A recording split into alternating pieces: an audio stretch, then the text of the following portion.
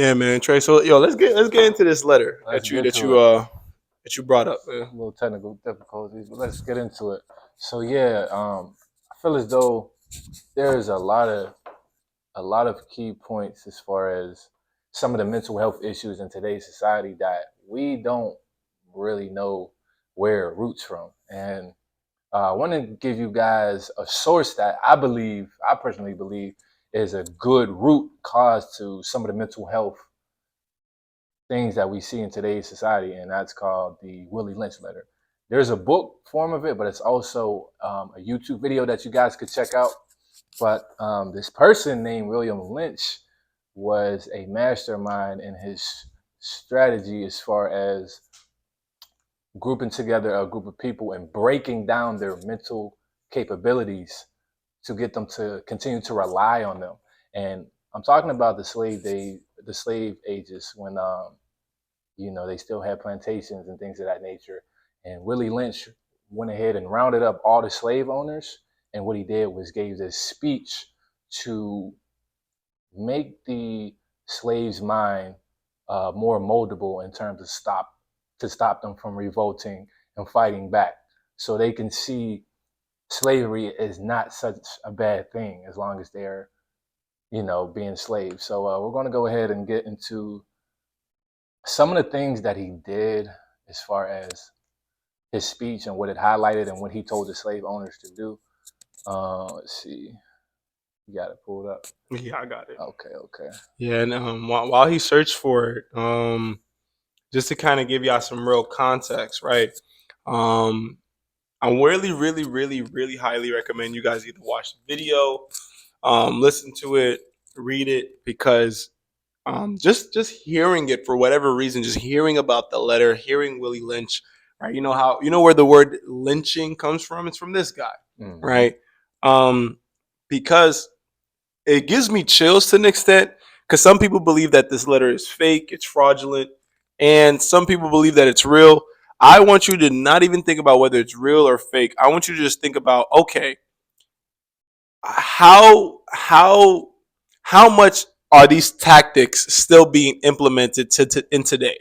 Start listening to these tactics, listening to the way that he not only viewed slaves, how he told slave masters to view them, and then just start thinking critically: do we still see these tactics or these behaviors amongst ourselves in today's age as of 2024? Right. So yeah, I got it pulled up now. I'll go ahead and read a few things, but I want you guys to read on your own or listen to the video on your own. We'll talk about some of the things and summarize it, but I'll go ahead and get started. It says the Willie Lynch, the untold story, 1712 is when he gave this speech. In my bag here, I have a foolproof method for controlling your black slaves. I guarantee every one of you that if you instill it correctly, it will control the slaves for at least 300 years. My method is simple, he says. Any member of your family or your overseer can use it. I have outlined a number of differences among the slaves, and I can take these differences and make them bigger. I use fear, distrust, and envy for control purposes. These methods have worked on my modest plantation in the West Indies, and it will work throughout the South.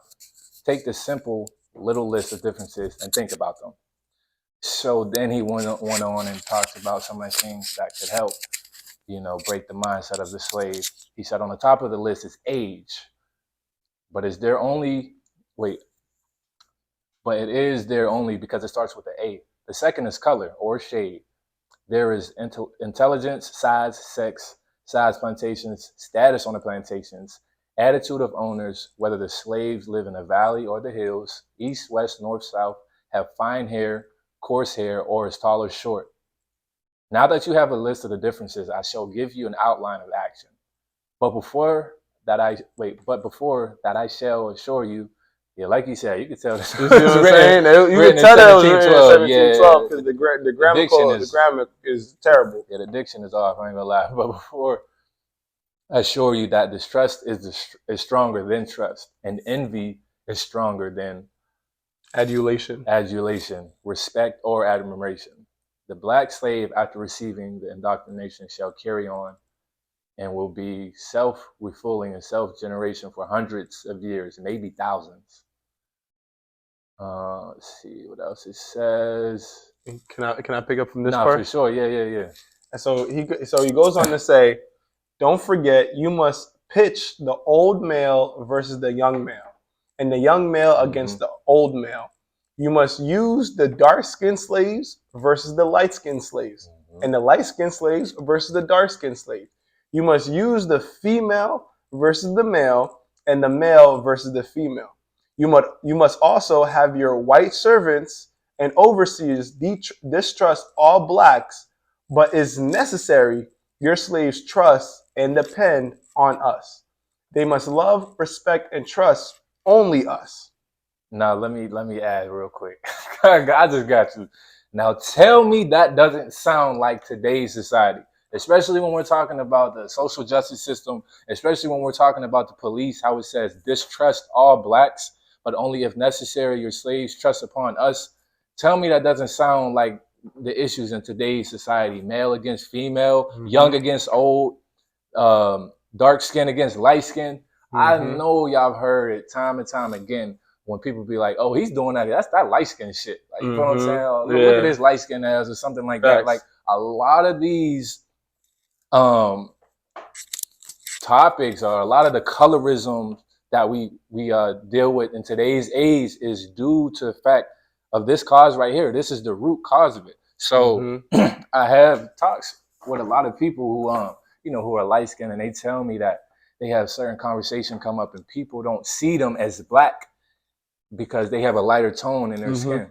And I feel for them a little bit because it's not fair that someone takes their black card just because the tone of their skin is a bit lighter, right? Mm-hmm. That to me, that's not fair. But a lot of people do that, not knowing that it roots from the slave days. They don't they Mm-hmm. don't understand that it's literally been enrooted in our mental from those days back in the day.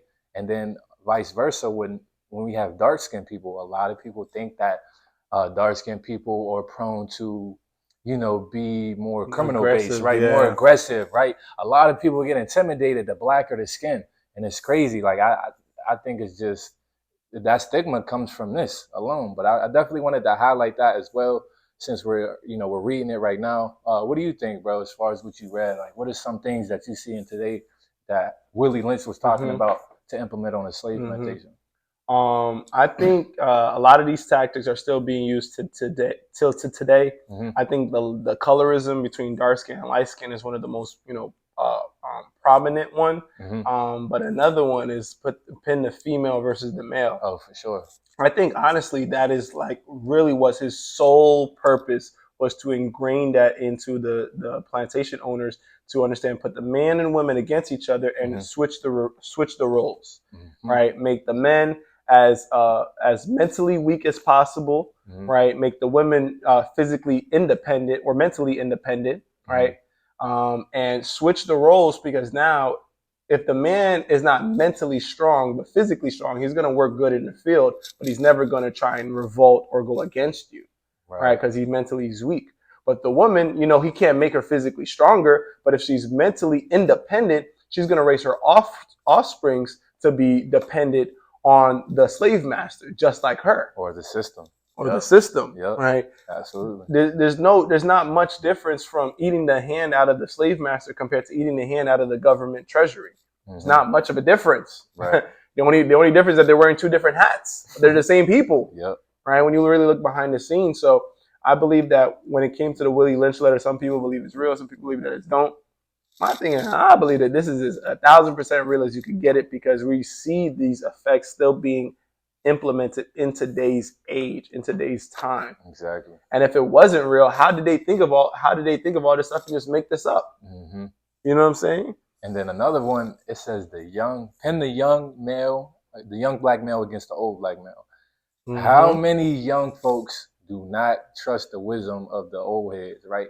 How many of the young bucks think that they know it all? They don't even get counsel from the old heads anymore, right? And how Mm-hmm. many old heads despise the young, Mm-hmm. right? They envy them because they're young or whatever the case may be. It's I because think this root times are a little cause. bit different because they're growing up with this Exactly. and I didn't grow up with that. And Right.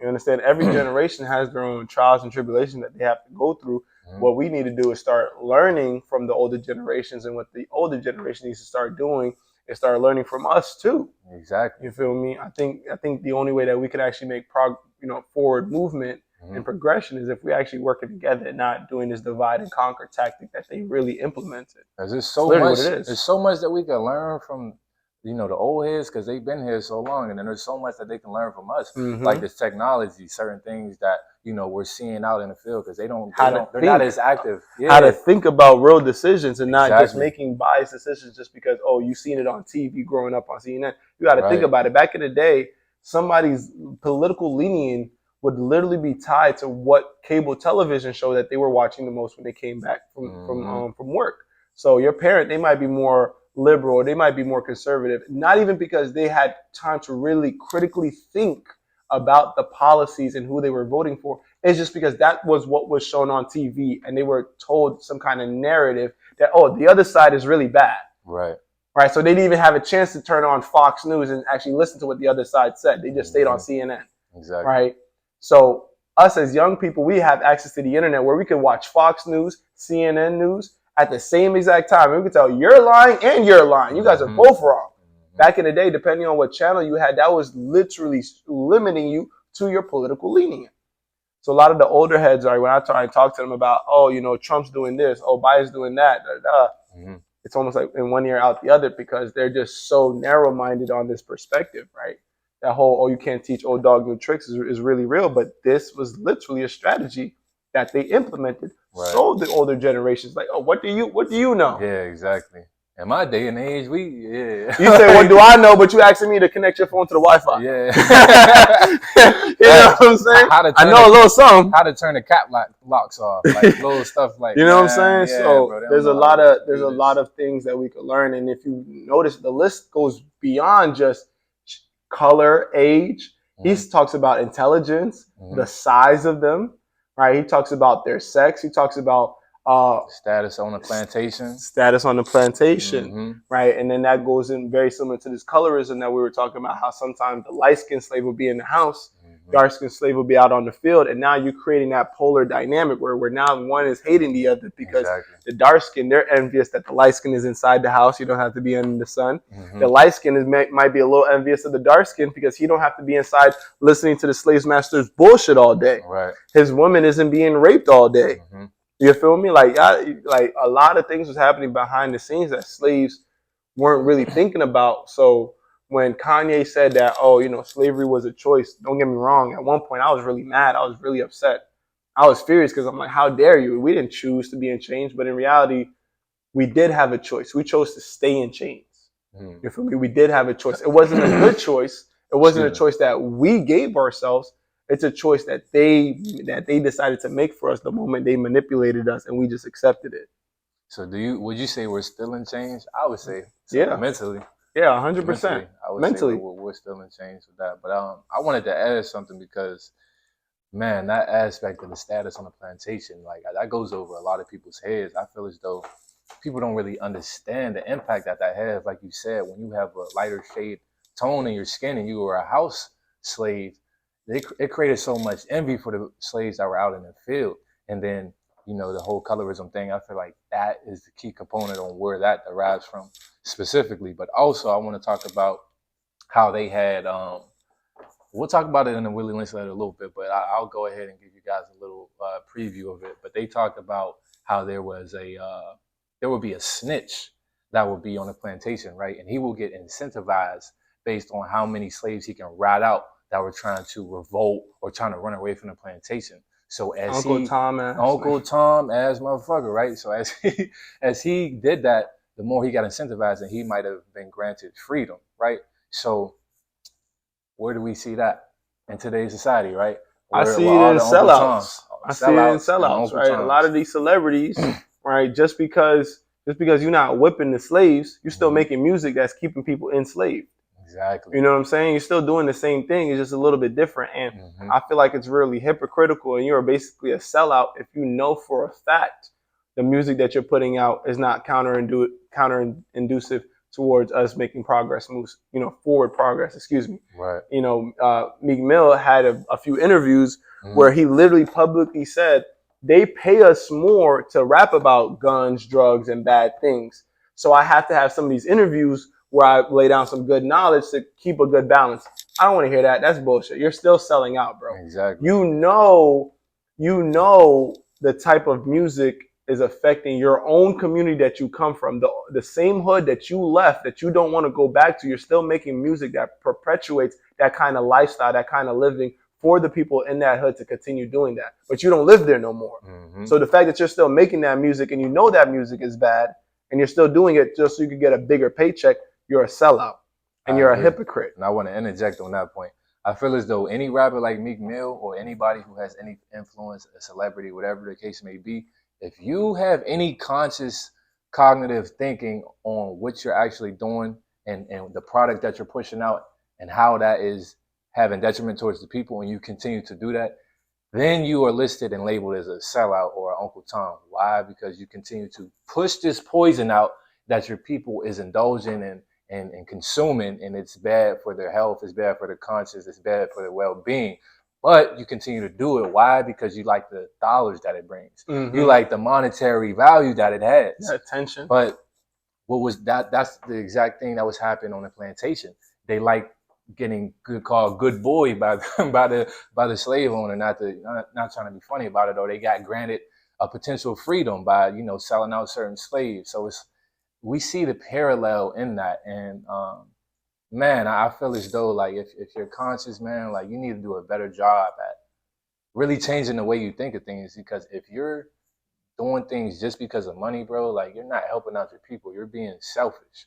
Like how are you trying to just feed your family when we got other families that are being detrimented because of the things that you're pushing out, right?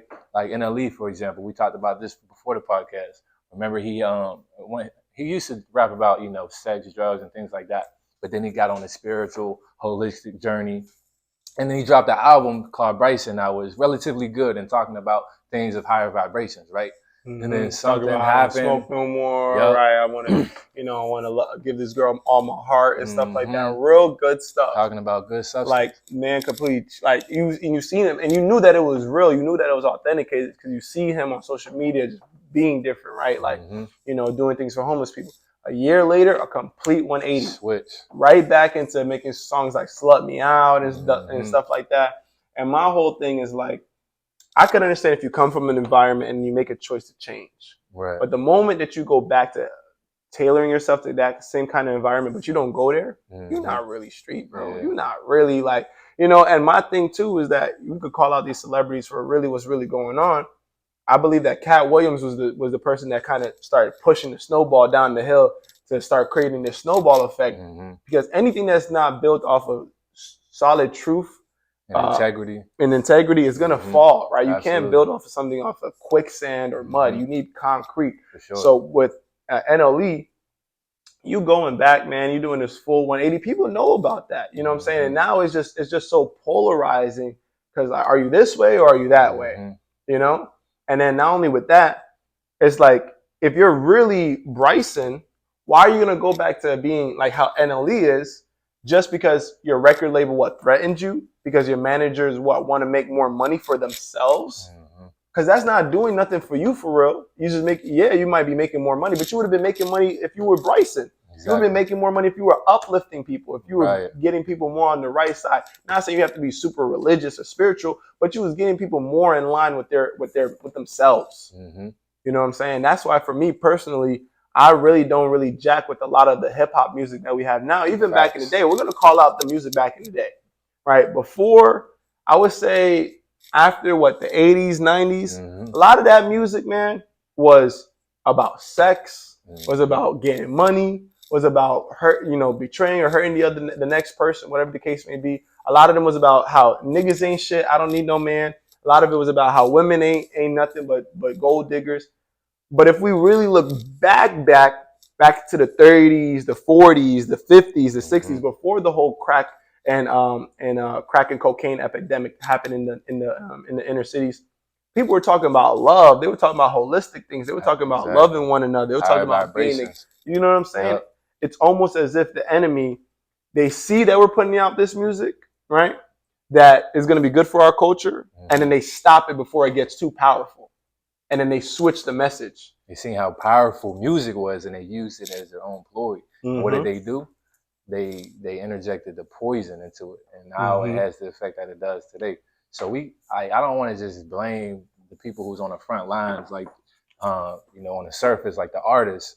However, because it's a lot of it has to do with some of these record label owners who actually owns the record labels who are making these contracts to say, hey, if you talk about this, this, and this, then we're going to pay this, right? But at the same time, like we just said, if you're conscious of the contract and you see the things that you have to talk about, knowing the effect that it has, and you sign that contract, you just signed your soul, bro. I mean, because what Mm-hmm. progression is that for the people, Yeah, right? and it is really unfortunate that we're in a system where these people of power have been in this position for such a long time. They're so powerful to the extent that they can literally halt somebody from being like a very big thing, Mm-hmm. right? Dej Loaf, right? She used to be an artist, very big. She, some people were saying that she could have been the next, Beyonce or Sierra. Literally, she has an interview where the reason why she's not a very big artist now, because she could rap, she could sing, she's attractive, it's because they wanted her to sell her soul, and she wasn't with it, right? Even China Anne McClain, right, from Disney Channel, Mm-hmm. she this is exactly how these people are doing it. The elites, the people that are in position of power, the slave master, the person. We are still on a plantain. We're still on a plantation, even though we're not in chains. We're in chains mentally. Mentally. So these artists, they're becoming big. They're getting notoriety, right? They're making music. They put them in a room. Once they get big enough that they realize that they could be an influence, and then they make a deal with them. Either you work with us, how we want you to work, and you're going to become big and famous, rich, and we're going to take care of your family, or you're going to do it by yourself, and we're going to put everything in your way so you don't blow up, or we're gonna do other things, or we're gonna threaten you, or we're gonna we're gonna capture. Yo, the devil is really real, man. Like, I'm trying to tell you, he's really really powerful, and he's really ruling the minds of these record labels, these managers that are controlling these artists. Because I really don't believe that it's the artists themselves that are bad people, right? Unless we're talking about Diddy, but I don't believe it's the artists themselves that are bad people. I just believe that they're really in a bad situation, and they're making bad decisions that are all affecting us. And it's the same exact way that, whether you could call them security guards, that's the same thing that was happening on the plantation, right? These black slaves that were getting a little bit more benefits, a little bit more freedom, right? They was walking around on the horses, still whipping the slaves. That is probably their cousin, probably their distant relative, right? Right? Probably, their distant relative, still whipping them, still doing all these things that the slave masters told them to do, and it's hurting them. But guess what? You think the slave master is going to let that person sleep in their bed? No.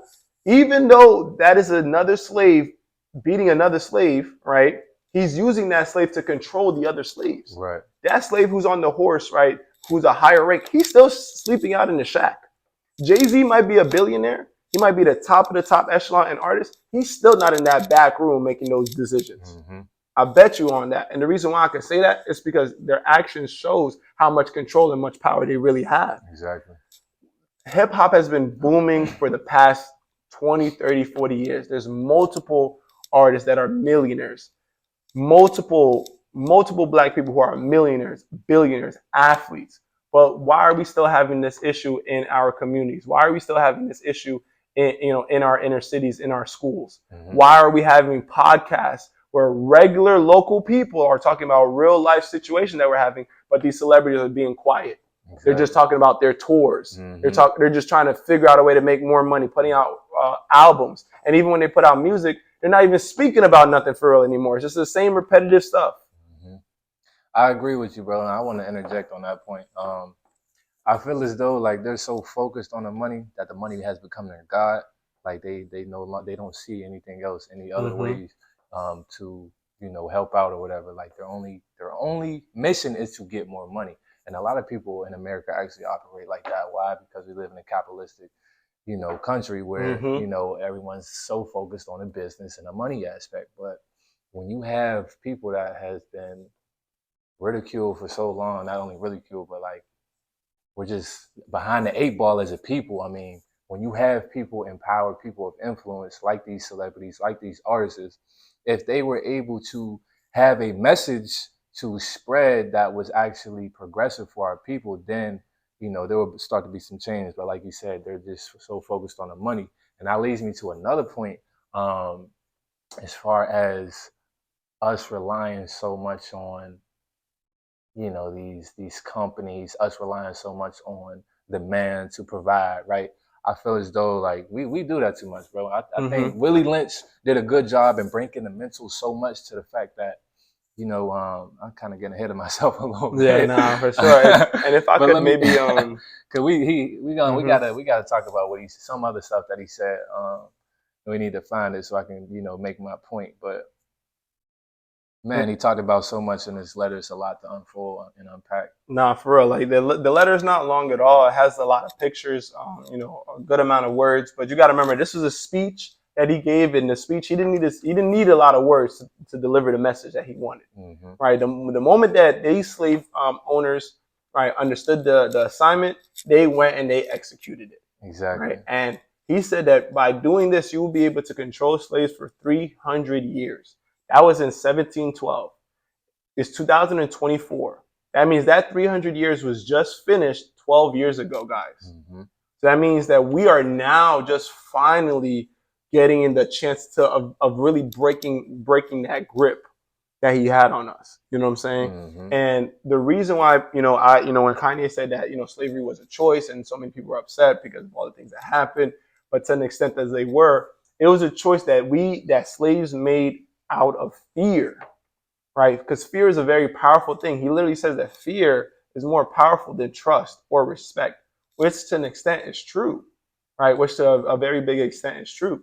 So another thing that he said about putting the male versus the female, and I think that is the biggest dynamic and one of the biggest issues that we're having in this community right now. We have the Uncle Toms, right? That are the celebrities, right? We have them. You know what I'm saying? But at the same time, even in our own communities, we're still refueling or basically still creating Willie Lynch tactics amongst ourselves because we're fighting tooth and nail with our own brothers and sisters. Going against each other. You know what I'm saying? Pointing the finger. And he literally said the whole idea was to make the male weak mentally, but physically strong, right? Men are still strong, but mentally, right, maybe not as ambitious, right? Maybe not as critically thinking, right? Maybe more emotional, right? Maybe less stoic. And women, more independent, where they don't need to rely on that male slave who was supposed to be their protector and provider. Now the slave owner is their protector and provider. It is the same way that the system is now. Right. Now women are able to get money from the government, right? Whether through what's it called? Food stamps, yeah, the welfare checks, WIC checks, right? Women and something, children checks. And now what this does is that this creates a polarizing dynamic where women want to say, oh, I don't need a man. In reality, yes, you still do. Absolutely. Your man has just became the government. It just became the system, right? You're still in debt, a lot of money in debt. You still are struggling to pay bills, even though bills are being paid. You're still struggling to do it. Doing things by yourself in a society, in a system that was not created to be worked by yourself is literally a tactic and a ploy by the system for you to be against your own kind. Right? How many women do we know that are 30, 40, 50, 60 years old, single, and they think that they're living a great life because they're independent, they're going on a ghost trip, but you're still trying to date, you're still trying to find you the one. Right. The reason why is because you still want love, but you have these crazy ass high standards because you think this is what you need for a man. In reality, that was a ploy by the system too. Exactly. When you really start understanding the type of things that a man has to go through to actually even make close to six figures, right? From the moment a man becomes 14, 16, the moment he gets into high school, it's all about competition. Literally. It's literally all about competition. Who's getting the best grades, who's putting down the most points, right? So you try to say, oh, your man's not as ambitious, not da-da-da-da-da. But let's start really looking at the root causes of why we're feeling like how we feel, why women have become more masculine. It's because you had to literally develop that trait from slavery. And also, what you're talking about right now has been circulating in a lot of the conversations and podcasts for about the last 4 years, I would say. We've been hearing the conversations of men don't do this, men can't be this, men aren't this, and we, vice versa. Women don't do this, excuse me, women are this, they don't provide, they don't do things, they don't understand the man, all these things, right? Those are the surface level issues that Mm-hmm. we point out so easily. Why? Because they're laying on the surface. But when we do that, we don't acknowledge the fact that there is a root cause Mm-hmm. beneath the surface that has Facts. caused these things to rise up and for us to see and point out. So when you continue to point the finger, I want you guys to think like maybe, I should be thinking about this a little deeper. Like this is just, what lies on the surface. And what we're showing you guys is that Willie Lynch created these tactics along with some other things that lingered on, like the government giving women, welfare checks and Mm-hmm. incentivizing the woman to be independent and the only one in the household, right? Mm-hmm. Along with a lot of the other things we talked about in the previous episode, as far as how the systemic racism has led to a lot of men to be incarcerated due to the crack epidemic and things like that. So there are a lot of contributing factors that has resulted into these now surface topics that we talk about and conversate when it comes to the man and the woman dynamic in the Black culture. So I don't want you guys to, just continue to look on the surface. Look a little bit deeper, because I feel as though some of those topics are definitely prevalent, bro. I think Yeah, I and all think it does is just leaves everybody who is black mhm, unhappy. We right. really talk about it, right? Caucasian families, they're still getting married, right, at a decent rate. Right, people are getting married less, of course, Mhm, but they're still getting married at a decent rate. Black and brown families have their marriage rate has dropped drastically, not only for financial reasons, but because of personal reasons. mhm, Right, like we gotta really just start cut the crap and start just laying things out. Like right. think about it, right? How hard is it to have a good, healthy, sustainable relationship when we live in an economy where things are overpriced? Exactly. Things are super overpriced, The right? rent nowadays, the housing One, market, the real estate. mm-hmm, Let's talk about one party is expected to make, if not most of the money, all of the money, while the other party can do whatever they want with their money, and whether how God damn it, how it. Even the playing field is. financially Oh, irresponsible it may be, okay. right? And I'm not gonna call out any women out here, right? Mhm. But let's keep it a G. Just because you're working a job does not mean you're good with your finances. Just because you're paying your bills does not mean you're good with your finances. Mhm. Just because you have your own car, your own apartment, does not mean you're good with your finances. And the reason why I say this is because I talk with a lot of women. Yeah, they're independent, but you're not in a good position, and that's why you want a man. A lot of women, they want men, but they have this thing in the back of their head. They say, "Oh, independent, independent, Mhm. independent." They don't need to Mhm. be, but you're suffering. You're literally putting yourself through more They stress rather suffer than by trying to do everything by yourself, right. A lot of women do. Some women do that. I ain't gonna say a and lot. you're literally making yourself develop even more masculine traits because you're Mhm. not trying to get the assistance of a man.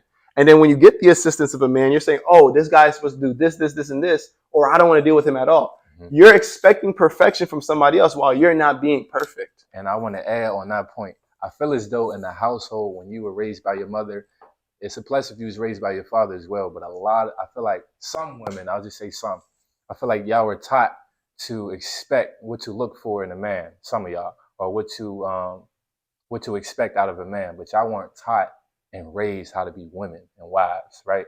I feel as though Mm-hmm. this may, stem down from the mother being independent, right? She doesn't have, let's say she grew up, raising her kids on her own. She doesn't have that counterpart to help her, the dad father the kids. So what is she telling her daughter? You need to make sure your coins is aligned, everything's aligned, and that you're independent, so you don't have to Mm-hmm. depend on a man for anything. And then she carries that mindset into adulthood, and then she has that same mindset, trying to figure things out, saying, "Oh, I'm all good, I can do all bad by myself." And then when she tries to get a man, it becomes hard because a lot of men don't want a masculine woman. And don't get me wrong, Mm-hmm. women, I trust me, it's empathy and sympathy because I know, it's inevitable for you guys to have to take on that masculine energy and those masculine roles due to how society is, right? But I don't want the woman out there to blame the man for that. Yeah, some of the things is our fault. However, it's really the system that we have against us. That's what I'm trying to highlight and get you all to understand. It's the system that has had a snowball effect, and now we're slowly trying to get back to the old way of things, but we can't keep on just looking at the surface without looking at the root.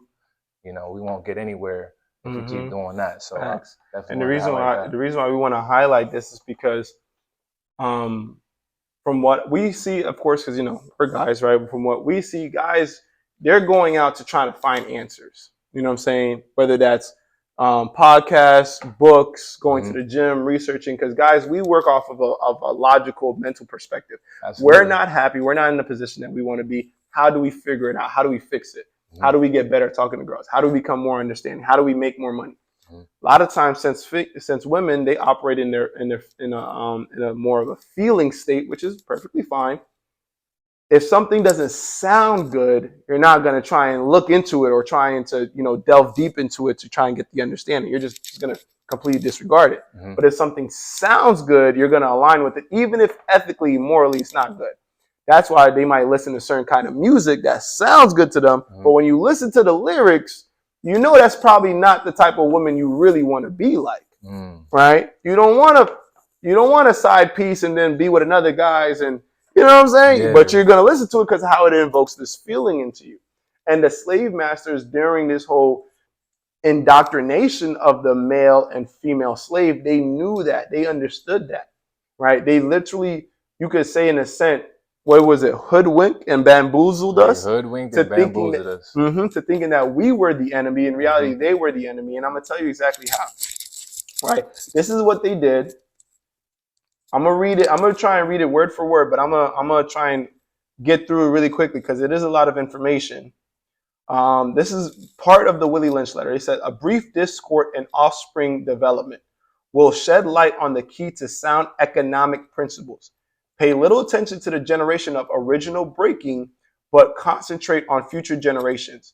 Basically, what that means is that the old heads, the old slaves, forget them. They're a lost cause. You're not going to really be able to change them too much. But the slaves now and the future slaves, meaning the babies, focus on them because they're the ones that are going to start producing different kinds of actions. And they did this as well over in pre-Nazi Germany. Before Germany became ruled by Hitler, this is the same kind of way that they were literally treating their people, right? So they say, therefore, if you break the female mother, she will break the offsprings in early years of development. And when the offspring is old enough to work, she will deliver it up to you, for her normal female protective tendencies will have been lost in the original breaking process. For example, take the case of a wild stud horse, a female horse and an already infant horse, and compare the breaking process with two nigger males in their natural state. A pregnant N-word woman with her infant offsprings takes the stud horse and break him for limited containment. Complete the break of the female horse until she becomes very gentle, whereas you can or anybody else can ride her in comfort. Break the mirror and the stud until you have the offsprings you desired. Then you can turn the stud to freedom until you need him again. Train the female horse whereby she will eat out of your hand, and she will in turn train the infant horse to eat out of your hand also. So what does that mean? Just like how they were giving women checks, you're still eating out of the hand of the slave master. It's just now it's the government. What does this mean? This literally means, right, that they trained women to learn how to train their children to be able to follow the slave master's laws and principles and rules. And then really quick, for those who are listening, just want to summarize.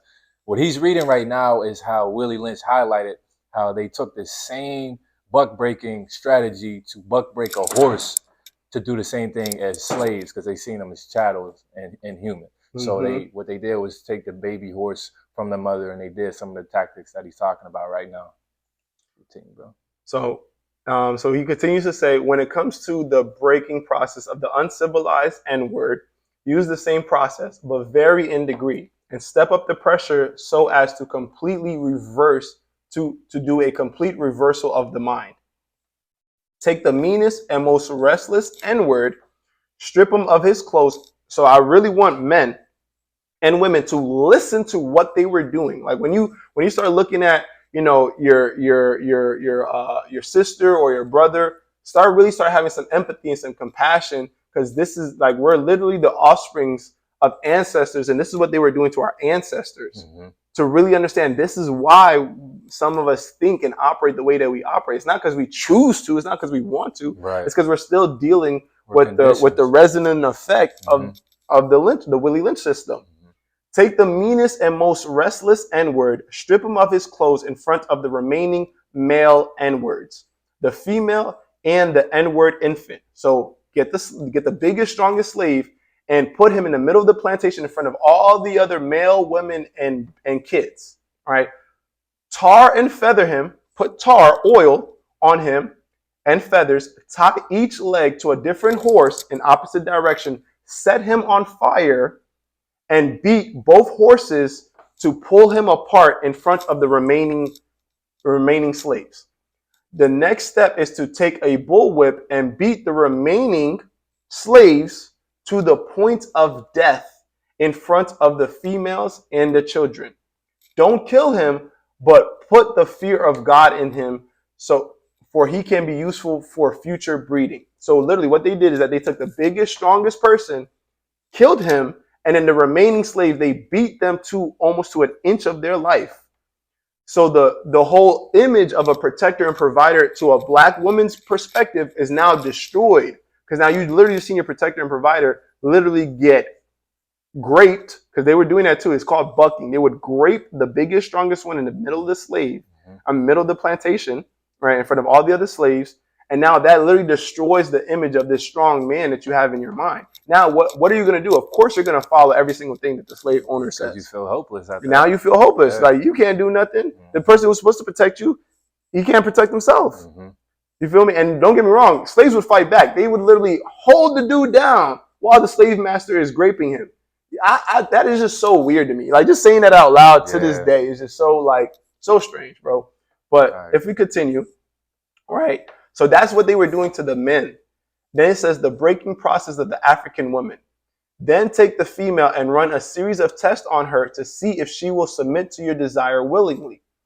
Test her in every way because she is the most important factor for good economics. This is where their strategy really, really takes root, right? If she shows any signs of resistance in submitting completely to your will, do not hesitate to use the bullwhip on her to extract the last bit of bitch out of her. I'm reading this word for word, y'all. Take care not to kill her, for in doing so, you spoil good economics. When in complete submission, she will train her offsprings in the early years to submit to labor when they become of age, right? Understanding is the best thing. Therefore, we shall go deeper into this area of subject matter concerning what we have produced here in the breaking process of the female N-word. We have reversed relationship. In her natural, uncivilized, is what they called it, state, she would have a strong dependency on the uncivilized N-word male. And she would have a limited protective tendency towards her independent male offsprings and would raise the female offspring to be dependent like her. Nature has provided time with this balance, right? So what does that mean? The natural balance is that the woman is supposed to be dependent on the man who's supposed to protect her. The man is supposed to be mentally strong, physically strong. The woman is supposed to be mentally strong as well, right? And be able to teach her children, hey, the dad is the father figure. He's the protector, right? One day you're going to grow up to be the protector too. You have to be strong. You have to be mentally tough. Women, hey, make sure that you learn how to pick a good guy so you can have a good protector. And she taught the woman how to be dependent, and she taught her son how to be independent. Exactly. And then what they did, he goes on to say, we reverse nature by burning and pulling one civilized N-word apart. It's just, man, they were really saying this, like the N-word ER. I can't even say it because YouTube, you feel me? Hard R. And bull whipping the other to the point of death, all in her presence.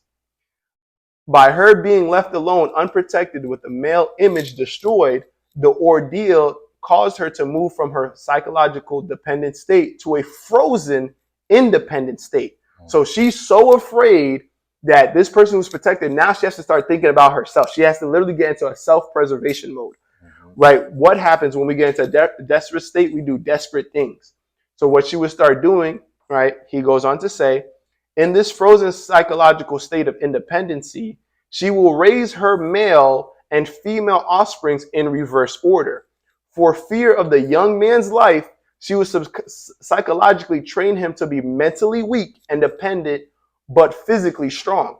So basically, she would train her son to be strong so he can handle a beating, but mentally weak where he would not fight back if the slave master says anything. This is why revolutions barely happened. Mm-hmm. They were smart. Yep. They were smart in what they do. They knew that, hey, if your mom is telling you, hey, yo, chill out, and you're a kid, you're going to listen to your mom because you know your mom is supposed to be the nurturer.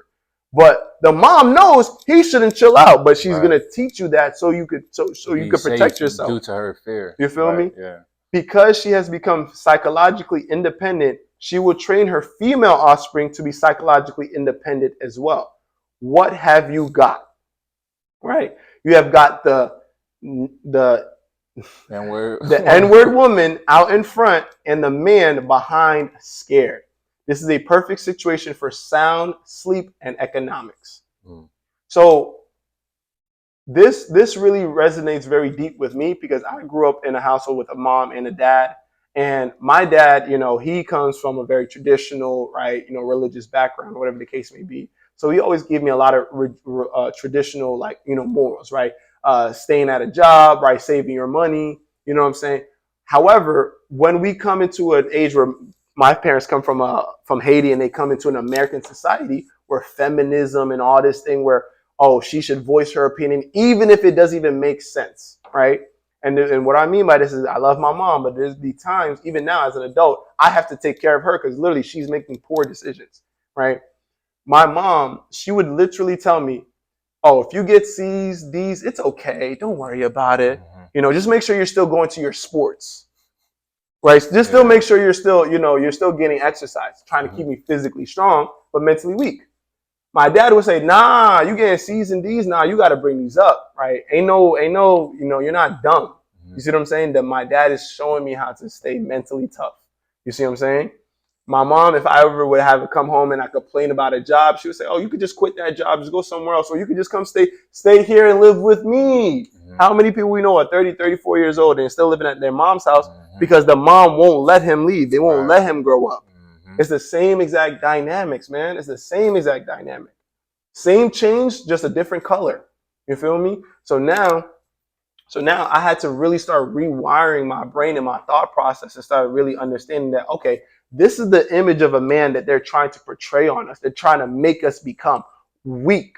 Exactly. Physically, mentally weak, but physically strong. So now they can have this whole reasoning, oh, they're aggressive, they're dangerous. And what do we see in today's society? They see masculine as toxic, right? They say masculinity is now toxic. There's a thing called toxic masculinity. I don't know how it became a topic, but things like that. What makes me so mad about being that? In your natural masculine state is how is that toxic? Mm-hmm. But it's because of this mindset that they're trying to show. Because a man being masculine is dangerous. A black man being in his true masculine is dangerous, right? Because what is he going to do? He's going to be mentally tough, like you said. So they try to break down the mental, like you're explaining, so that way, it's not socially accepted to be this strong-minded, individual. Mm-hmm. You understand? And now the roles have reversed so much that now a lot of women, when they get with a man who's mentally tough or intelligent, they don't really know how to handle it. They don't know how to. Because now he could put you in your place, and now you're all confused. You're like, wait, I'm supposed to be able to walk right over this guy. Mm-hmm. Why is this not working? So what happens? Women self-sabotage that situation. Oh man, you're with a good guy, you self-sabotage it. That happens. You see what I'm saying? Much, yeah. But then what happens is that they'll go to a guy who's a weaker man, who maybe they could run over a little bit, right? But guess what happens? You might be with him for a little bit, but you eventually get bored. Yeah. You eventually get tired. You eventually realize, oh, I can't rely on this guy. Women like getting checked. I don't care what type of woman you have, what energy resonates with you, whether it's more masculine or feminine. Women like getting checked at some certain point. And the reason, to a certain extent, and the reason why I believe this is so is because women, they're still having a hard time figuring out and controlling their own emotions. Absolutely. So when they're with a man who's able to regulate his own emotions and regulate hers, it's a sense of peace. It's a sense of comfort, right? And that's what they're looking for. You see what I'm saying? If you don't know how to drive the boat that great, you're gonna look for a first mate who's a good ass navigator, a good ass sailor. You feel me? But then if you go get that first mate and he's not that great at navigating, now you got to grab it, right? And now you under so much stress trying to regulate and move everything. You see what I'm saying? And you might be mad at him because he didn't know how, because you look at him as the man that's supposed to be in a road trying to help you, to aid you, to direct you in whatever direction you're trying to go. And you're expecting him to be able to come with all these things. In reality, it's just so much more to it, man. It's just so much more to it. That's why I believe that we need to not only have more empathy for each other, we need to have more understanding. We need to actually really do our research and understand, okay, it's not because, guys ain't shit, right? It's not because, women are lazy or that they're overly masculine or that they, overly emotional. There's a reason for every single thing that's happening. Literally, bro, I'm going to tell you something right now, which is going to be so baffling to you, right? And I know we didn't even talk about it before. I know I'm throwing a curveball in the episode right now. Let's talk about it. But a lot of the things in produce that we have today, it's made from soybeans. And soybeans has estrogen in it. Estrogen is literally the opposite chemical to testosterone. It makes you weaker. It makes you more relaxed, more docile. It literally makes you more fat too. Wow. So since the 1980s, more of U.S. goods have been produced with soybeans to literally create more estrogens. Even from the soap that you wash, it has more estrogen in it to make men weaker mentally by lowering their testosterone levels. So what this does is that now, okay, you're making the man weak, not only from the music that they listen to, from what they watch, from the food that they eat, from the soap that they scrub themselves with. You're making women more masculine because now you're telling them, oh, go get a job, right? Oh, go to college, right? And what happens is by telling women to go to college, they're getting in debt, telling them, oh, you need an apartment, you need a car. They're getting in debt and they're forcing themselves to work at these jobs that they hate to develop all these masculine traits so they could keep going. Because that's what a man does. Even when things get tough, he keeps showing up. So now what a woman would typically do, right? She would typically have her husband. Her husband's doing all the hard things because he gets a sense of accomplishment when he goes through tough things and he's able to get over it. But the women, literally, I seen this statistic. It said when guys go through things, it makes them better. When women go through things, it makes them worse. Because now they're going through more things and they're bringing all this stress and all this hardship onto their own life that they're not really accustomed to. I see. And then what that does is that develops a lot of masculine trait. That's why when a guy comes and try to talk to them, they're like, man, I already got all this stuff I need to worry about. I don't got time for you. Let me ask you something, not to cut your wisdom. So do you think women should focus more on being a woman and a wife, or should they focus more on their career path? I believe that just like men need to focus on creating a good balance, women need to have a good balance too. Okay. You know what I'm saying? What does that look like? And what does that look like is that you should think about, if you're going to go to college as a woman, go to college and make sure you try and go to college with as little debt as possible. Okay. Because when you graduate college, there's no guarantee that you're going to get a job with that specific degree. You might need to get something completely different. But you accumulated so much debt that now you have to get a job to pay that debt off. Now, if you meet a man, you have to meet a man who's financially stable so he can help you with that debt. Because if not, then the whole dynamic is going to be messed up. So if you're going to try and be independent, think about it as a sense that, okay, I want to be able to come into a relationship with as least amount of baggage as possible so I can meet the right man. Exactly. You see what I'm saying? I'm not telling women, oh, don't get educated, don't have your own job, don't have your own money. Be smart about it. Because I have a lot of conversations with a lot of women, and I'm talking about from different ages. And it's very similar. They have their own car, they have their own apartment, they have a degree, but they're flooded in debt. Right? When they pay their bills, they probably have $100 a week to save that goes to themselves. They spend it they spend a lot of money on shopping, high credit cards. You feel me? Because from Pandora, from Victoria's Secrets, from, buying weave, lashes, you know what I'm saying? It's like you weren't really taught really good financial skills. I think men too. I ain't gonna lie. Men weren't taught really good financial skills, but the difference is that a man will go out and hustle to go make extra money. No, for sure, absolutely. A woman, if she's tired, she won't go to work that day. And she'll just call and say, hey, I'm on it's the time of month, and that job can't fire her. Yeah. So she's literally protected with this I clause. see. You see what I'm saying? If a man calls out of work enough times, he's getting fired. Right. You can't say, oh, it's your time of month, bro. You have to literally either be sick, you know what I'm saying? So the dynamics between men and women, we literally live in completely different worlds. So when we try to be like the other person, more so women are trying to be more like men, you're creating so much unnecessary stress onto yourself that you have to get to the point where you have to go look for food stamps. Right. You have to get to a point where you have to go get WIC checks. You're literally going right back to the slave master's hand. You see what I'm saying? This dynamic was created intentionally. I think women are being bamboozled the most. Men are too, but women the most, because many are single, unhappy. It started with them in the Willie Lynch letter. He said that was their number one target, because if you have the woman's mind, then you have the children's mind. You have the children's mind. So what does that create? Then you can do that for cycles upon cycles upon cycles. So what you was saying right now is very prevalent in today's society. I mean, like we kind of talked about, as far as, you know, some of the things that they incentivize them with, like the welfare checks and things like that. Like that, to me, that's one of the things that's not too long ago that is still prevalent in today's society, because a lot of women are like, oh, I got food stamps, I'm gonna just put this guy on child support. You understand what I'm saying? Like, nah, we need to. Why instead of that, start thinking about, okay, how can I make this relationship work? Or before you even lay down with a man, is he worthy of being a father to my potential children? Right? That's the main thing, because before you conceive, you make the decision to lay up with this guy. And same with guys. Before you have children, you make the decision to lay up with this woman, knowing what's at stake, a child, or the worst part, STD potentially, right? So I feel as though we need to make these conscious decisions, and we need to stop being, you know, so irresponsible. Honestly, bro, we need to stop being so irresponsible, and then shrugging our shoulders and pointing a finger when things aren't going the way that you want them to, because you wasn't thinking about that when you was laying up having sex with the person, right? You was thinking about having a good time. So, and this kind of maybe could be picking off of our previous episode about the systematic racism, how the effects are still prevalent, but now that we have foresight, now that we have the internet, now that we're able to look up history and research why things happen and how they're affecting us now we have to take undeniable accountability to change it. Exactly. We can't point the finger and expect them to change it. They're not going to change it. They benefit from the system being like this. Exactly. You see what I'm saying? The only people that suffer the most is black men and black women. We're the ones suffering the most. Literally the most.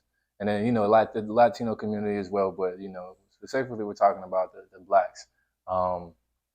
The reason why I believe the Latino community is suffering just a little less, they are, but just a little less, because they weren't indoctrinated so much with this. You know, they're feeling the replication because of the music, because of how the culture developed. You know, but a lot of Hispanic couples are still staying together. They're still staying together long term. The man is still predominantly the breadwinner, right? The wife, she's still having a lot of kids, and a lot of them are happy. And they know where they come from too. That's a huge difference. African Americans, we don't know where we derive from. So what do?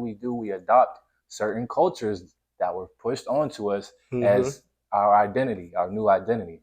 And I truly believe that's not a culture I choose to identify with. Yeah, they completely reshaped what it meant to be black. Literally. Because before, even after Willie Lynch, black people, right, people were still getting married in slavery, but after the slavery was abolished, black marriages was booming. People were getting married left and right because now they had the freedom to be with the person that they love. Men weren't cheating. Women weren't out here thinking that they don't need no man. You see what I'm saying? Because it was booming, right? So many black communities started being created, so much to the point where they had to burn them down. Right? So many black businesses were started, so much to the point where they had to deny them loans. Literally, we were doing so good economically. They had to literally implement things into systems to halt our progression. You feel me? Redlining, right? Jim Crow laws. And then after we made all this progression, right, still stuck together, we were doing things good in our community while still being underpaid at jobs. they were still treating us poorly by the police system. NWA was the first real rap group that started highlighting the BS that was happening with police brutality. Mm-hmm. Right, started telling them like, "Yo, I don't like how this dude is treating me," and that's why it resonated with so many people because they were experiencing the same kind of experience. Mm-hmm. Before NWA, a lot of the music was dancing music, disco music, blues, jazz, right, love music. You know what I'm saying? Right. NWA was the one that really started making hip hop kind of like mainstream because it was aggressive. It was kind of like, you know what I'm saying? Talking about the things that a lot of people were facing. Yeah, you know what I'm saying? People try and say, "Oh, rap and hip hop is complaining." No, it's telling you how things are. You feel me? Expressing yourself. Mm-hmm. So what happens is a lot of other music groups like Wu-Tang, right? They started following suit, and they started seeing that black uprising happening. Mm-hmm. That's where we started getting the Malcolm X's, the Martin Luther Kings, the Black Panther Party. Mm-hmm. What do? Kill Malcolm X, kill Martin Luther King, kill Huey Newton, and then I think they poisoned Huey Newton, poisoned Eazy-E, right? People might say that Suge Knight. I believe it was Suge Knight's record label manager, right, who gave him the idea to do it, right? But right after that happened, we start seeing the music shift drastically. Complete shift. Into straight gangster hood music, right? The video vixens where women are now walking in the videos, right, with pants up here. When guys see that, now the whole image of this elegant women in dress, now it's completely shattered. You see what I'm saying? Just how the image of this very strong, good man was shattered during slavery. Think about it. How much do you want to put a ring on a girl's finger if she's just carrying herself like any other girl? She's dressing trashy. Dressing tragically, right? I do want to say this. A lot of stuff goes into it, man. For all the women out there, just because you said it like about the video fixings and how a lot of people idol how celebrities dress with less clothing on, to me that's trashy, right? If you want to be a little bit more modest, just to let you know, guys like women with their clothes on or with their clothes off. But a real man is going to want to marry a woman who's modest. So I want to let all you ladies out there who's listening to know that we like y'all with y'all clothes on too. Like you're not going to make a guy like you anymore. You know what I'm saying? With wearing less clothes, you're just going to show yourself off more. You're going to cause more attention. You're going to catch more attention. Yeah, you're going to cause way more attention.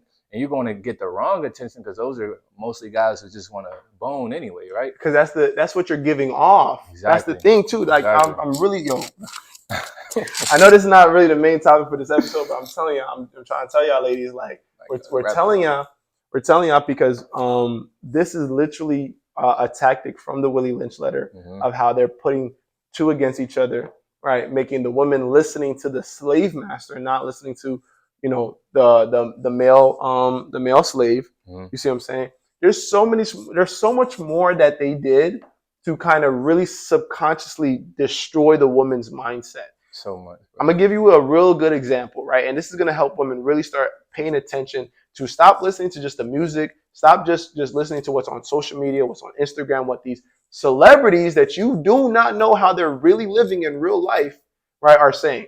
Imagine you raise your son, right, to be, very dependent on the slave master, to listen to him, to be strong, right? And then one day, the slave master orders your son to go in the shack and have sex with you, your own son. Really think about that. That's what they were doing. So the next time you listen to this rap music, start thinking, this is the music that the slave master produced for me to act just like that. You feel me? Because that's where the word motherfucker comes from. That's literally where it comes from. That's what they were doing to reproduce the strongest slave possible. They would literally take the biggest slave and let him reproduce with his own mom because they believed that was the best chance of having another strong slave.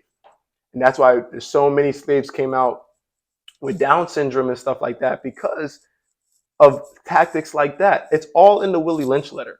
So I highly recommend you guys not only take a chance to watch it on YouTube, right? The link is going to be in the description. If you could find the PDF online, right, literally just type it in, Willie Lynch, The Making of a Slave, and you should be able to pop it up. They also have the book form if you guys would like to, have it in your hand. You guys can order the book online. But we definitely talked about a few different topics with the Willie Lynch, but we didn't get to everything. So more than likely, we're going to And have. we even scraped the surface Yeah, of no, it. it's a whole lot of more. And then we also need to tie that back into like the mental health component. So we'll talk about a few things on that matter as well. It's probably going to be like a 3-part series, honestly. Nah, But it has to be. yeah, It's so much content, so much material because Mhm. we're just talking about what is the potential root cause that stems some of these mental health issues that we're having right now. Right. Right. The difference is that a lot of times when women are going through things, they'll go out and maybe they might seek therapy, or they may go out and go talk to their homegirls or their mom or their dad if they have them in their life. So women, they're getting a lot of that emotional support, right? Because their emotions are like a wave, right? They need that, or they're gonna go off the rails. You see what I'm saying? And they're more expressive than men. And they're more expressive. Right. But men, the reason why we're not so as expressive is because a lot of times when we go express that, we get hit with rejection. Oh yeah, absolutely. No safe place. When we go to a therapist, right? When we go to a therapist, as a man, when you go to a therapist, you're going for solutions on how to get better. A lot of times what therapy does is that they just let the guy talk. They just try and let him just talk. They try and just get it out. And some men do need to just get it out. But sometimes some men, they need real clear-cut answers on direction on what they need to do because they're thinking logically. They're not thinking on their emotion. They're thinking, okay, how can I get into a better mental space? So a lot of time therapy, fails men because they're coming at it from a different perspective. They're coming at it as if it's a woman. Right? A lot of times when men go and they speak to their dad about something, the dad's like, yo, bro, you're bitching. Just man up. Yeah. Right? When they go to their mom is going to baby them. When they go to their homeboy might judge them, or their homeboy might not be able to resonate or tell them real good advice. Right. So there's not a lot of real support for men. You see what I'm saying? And what that does is that since there's not a lot of support, and you subconsciously you feel as though there's not, you're not going to go out and search it. You're not going to go out and actually even try. You're just going to try and deal with it yourself. And what that does is that it starts snowballing. It starts getting really, really bad. And even with women, I think women are in bad mental space too. Because think about it, right? Think about going to a job you don't like, working for a person you don't care about, to pay bills that you don't really want to pay, right? Just to live a lifestyle, just so you could be this boss, independent woman that is portrayed on the internet, right? Just for you to take maybe one girl's trip or one trip, maybe a few couple of months because you saved up as much bread as you want. You barely getting by to pay your bills. You're able to maybe save maybe $100, $200 a week, right? You have to either get press on nails, or you want to try and get your nails done as frequently as possible, or you're on a search for a man who's financially capable enough to pay for your nails, pay for your hair. But guess what? A lot of times, if he's financially capable of doing it, he probably might do it for another girl, or he might have a lot of options. True. So now you have to juggle around that dynamic. I feel as though women have gotten the shortest end of the stick, and they don't even realize it. I agree wholeheartedly. They don't even realize it. Yeah, for sure. You know what I'm saying? Right. A lot of the millionaires that became millionaires during the pandemic were still men, even though women have been able to work for at least 30 plus years right now. You see what I'm saying? It's because and literally when you look at it statistically, the average consumer debt, women have more consumer debt than men. Men have more savings than women. Why is that? It's because of all these things that are being implemented, and women unfortunately aren't being told, hey, listen, listen, be independent, but don't go out and go buy a car, an apartment, and all this stuff, get a bunch of debt so you can have this image of independency, because you're not really independent. You don't own none of those things. You see what I'm saying? Right. So I really do believe that with all that stress and all those different things that they need to juggle with, women mentally, they're not in the best headspace. And that's why they go on social media so much. Because when they go on social media, they're seeing things that are just reinforcing, hey, feel good. Hey, you're right, you're correct. Right? When they go watch television shows, it's all about love, fantasy stuff, right? Things to distract them from what the real problem is. You know, imagine if they had a man that was leading them in the direction to be able to, direct them on what to do financially, how to get out of debt, how to make investments, right? So this is what we're trying to get you guys to understand on why men need women and why women need men, and that aspect of the black man and the black woman dynamic. Yeah, the man is supposed to be the protector and help support the woman, so she don't have to be stressing about her bills. And the woman is supposed to be the therapist for the man, where he's going through things. He can vent to you because you're his lady, you're his girl, and he knows you're not going to judge him. Right. You're not going to give him no BS advice. You're not gonna call them you know what I'm saying? Mm-hmm. We really, really do need each other more than we even ever did before. Absolutely. And they saw that early, mm-hmm. and they decided, hell, they need each other. So let's make it seem like they don't. Mm-hmm. Let's push them apart Turn as them much as against each possible. Turn them against each other. Mm-hmm. But we got a lot more to unpack. So definitely tune in to this episode, the last episode, and then the episodes to come. Definitely the next one's gonna be a banger as well. But we're gonna have our socials and the link in the description. So make sure you guys like, share, and comment. And let us know what you guys think in the comments. We want to get this interactive. So let us know what you think. What was the most important part, or what stood out to you guys in the comments? Let us know.